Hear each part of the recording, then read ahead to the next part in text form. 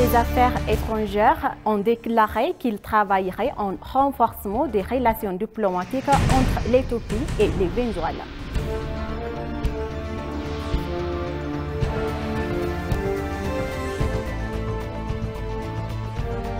La conférence de l'accord de Kampala s'est tenue à Addis Ababa.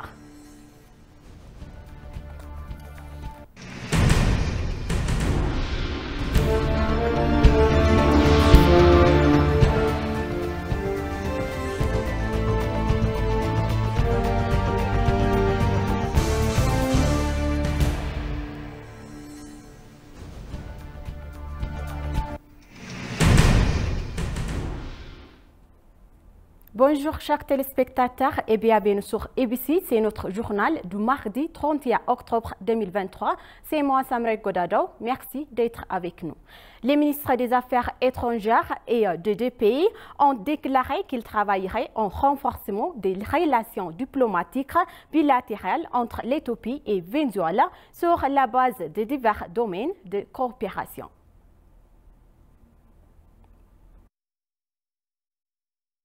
Le ministre des Affaires étrangères, Demek Mekonnen, a reçu le ministre vénézuélien des Affaires étrangères, Van Gil Pinton, dans son bureau et s'est entretenu avec lui. Demek Mekonnen a déclaré qu'en même temps, il a déclaré que les relations diplomatiques entre l'Éthiopie et le Venezuela durent depuis plusieurs années et que le moment est venu de renforcer davantage ces relations. Il a déclaré que l'Éthiopie s'était engagée. Le porte-parole du ministère des Affaires étrangères, l'ambassadeur Meles Alem, présent à la discussion, a souligné le soutien contenu de Venezuela à l'Éthiopie dans le cadre de forum diplomatique multilatéral. Le ministère des Affaires étrangères de Venezuela, Van Gil Pinton, a déclaré que son pays travaillerait dur pour renforcer ses relations avec l'Éthiopie. L'ambassadeur Meles Alem a déclaré pour sa part que la discussion avait été efficace. L'ambassadeur a souligné que la relation entre les deux pays est un exemple de cadre de coopération sud-sud.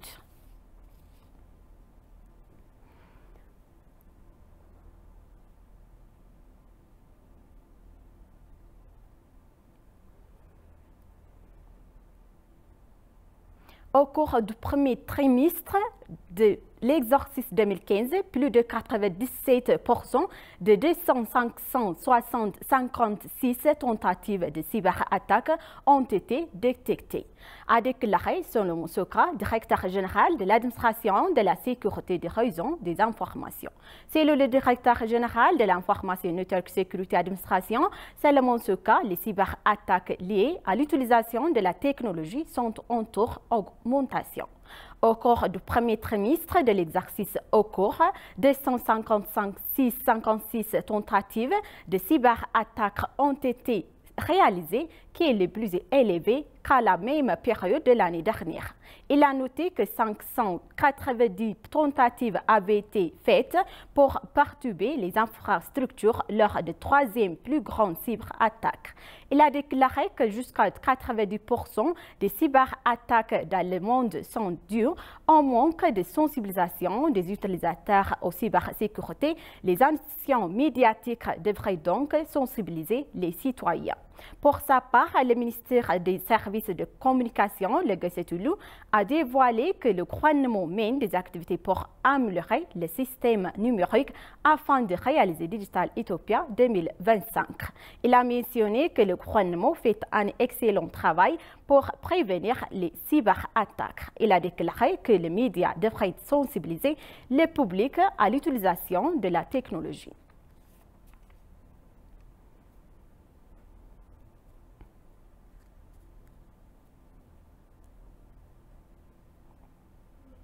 L'Éthiopie et l'Irlande ont signé un accord de soutien de plus de 8 millions d'euros à utiliser pour divers travaux de développement en Éthiopie.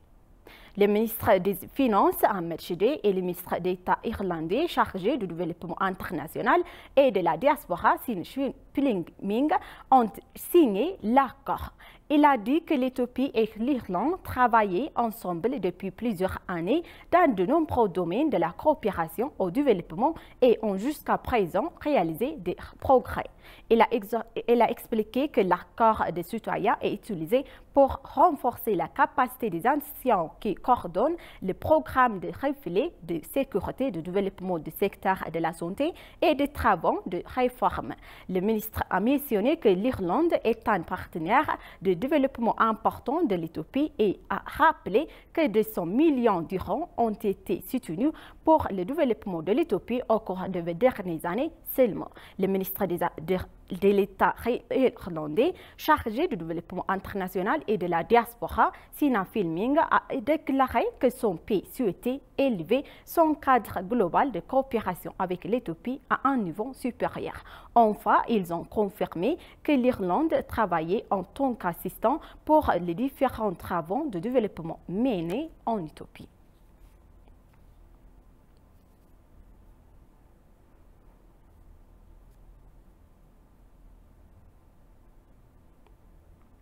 Un accord a été signé qui bénéficiera d'un plus d'1 million de femmes et de jeunes. Le ministère du Travail et de l'Emploi a signé un protocole d'accord avec l'organisation non gouvernementale IFAR International. Le protocole d'accord a été signé par le ministre de l'Emploi et des Compétences Moufrahat Kamal et le vice-président de IFAR International en Afrique, Andesulu Felandi. Comme l'a déclaré en même temps le ministère du Travail et des Compétences Moufrahat Kamal, l'accord contribuera aux efforts visant à créer des opportunités de travail d'emploi pour les jeunes au niveau national. Selon le ministre, selon l'accord, plus de 1 million de femmes et de jeunes pourront bénéficier d'une formation agricole basée sur la chaîne de valeur. Ils ont déclaré que l'accord se concentrait particulièrement sur le secteur agricole. Adissou Alfid, vice-président des affaires internationales en Afrique, a déclaré que son entreprise se concentrait sur le renforcement des ressources humaines. Il a souligné que l'organisation utilisera cette expérience pour faire sa part en fournissant la formation de renforcement de capacités nécessaires aux jeunes en Éthiopie afin que les jeunes puissent utiliser leur potentiel.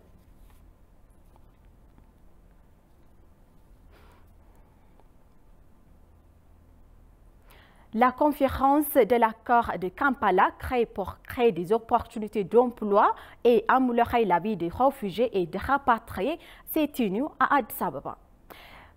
Fatah Awalan, directrice de la santé et du développement social de l'IGAD, a assisté à la conférence.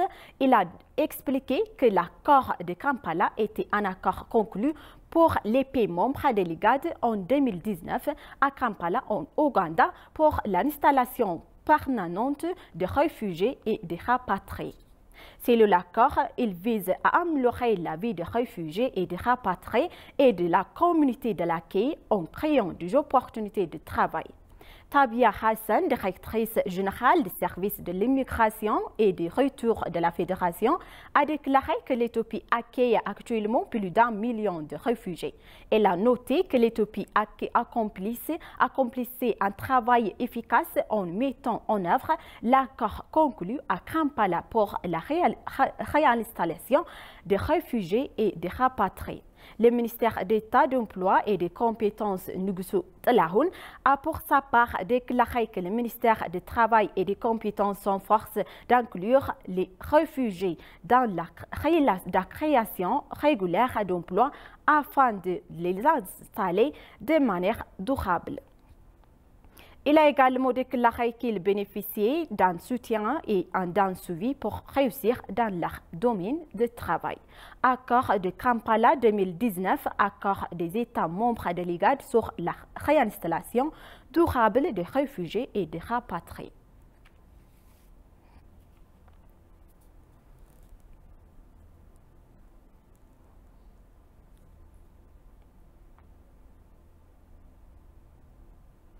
Le ministre des Affaires étrangères, l'ambassadeur Mengistu Ahaga, a déclaré qu'il était nécessaire d'élever les relations historiques entre les peuples, entre l'Éthiopie et la Grèce à un niveau plus élevé. L'ambassadeur Misganou a reçu l'ambassadrice de Grèce en Éthiopie, Anna Faron, dans son bureau et lui a parlé. Au cours de la discussion, l'ambassadeur Misganou Ahaga a pour sa part déclaré que les relations historiques entre les peuples entre les deux pays devraient être élevées à un niveau de relations bilatérales solides de manière à accroître les bénéfices mutuels. Anna Faron, l'ambassadrice de Grèce en Éthiopie, a déclaré qu'il était nécessaire de travailler ensemble pour élever les relations historiques entre les deux pays à un niveau supérieur. Afin de renforcer davantage les relations bilatérales entre les deux pays, l'ambassadeur Misganou Ahaga a invité l'ambassadeur Anna à visiter la Grèce et à discuter entre eux. Selon les informations du ministère des Affaires étrangères, le ministre d'État aux Affaires étrangères, l'ambassadeur Misganou Ahaga, a accepté l'invitation à lui rendre visite de l'ambassadeur Anna.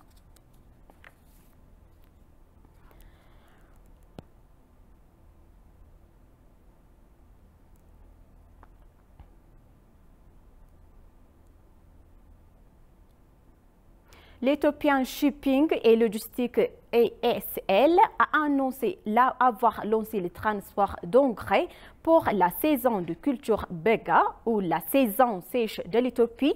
Il a été indiqué que le premier navire chargé d'engrais pour le sol pour la prochaine saison de culture a accosté de dimanche au port de Djibouti. Un navire portant le nom de Ormir Farnus Marjuron a chargé les 51 420 premières tonnes d'engrais à base d'euros pour le premier trimestre de l'année budgétaire depuis la porte de Dadabia en Égypte est entré dans la porte de SDTV, Société Djiboutienne Terminal Varié, à Djibouti la nuit dernière.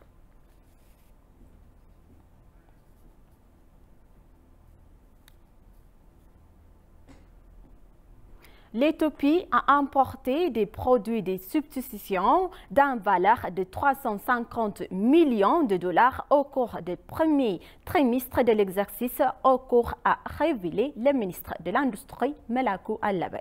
Cette remarque est intervenue hier lors d'une discussion avec les parties prenantes sur la stratégie nationale de substitution des importations dans la capitale d'Addis Ababa. S'exprimant à cette occasion, le ministre Allabe a déclaré que l'Éthiopie importe en moyenne pour 18 milliards de dollars de produits alors que ses exportations n'ont pas dépassé 5 milliards de dollars. Encouragée par cette réussite et soutenue par la stratégie, l'Éthiopie a pu remplacer 2026 milliards de dollars de produits au cours du dernier exercice budgétaire.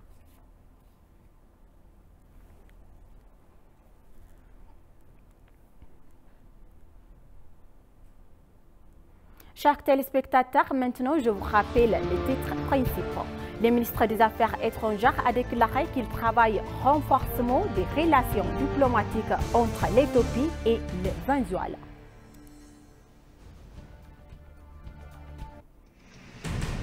La conférence de l'accord de Kampala s'est tenue à Addis Ababa hier.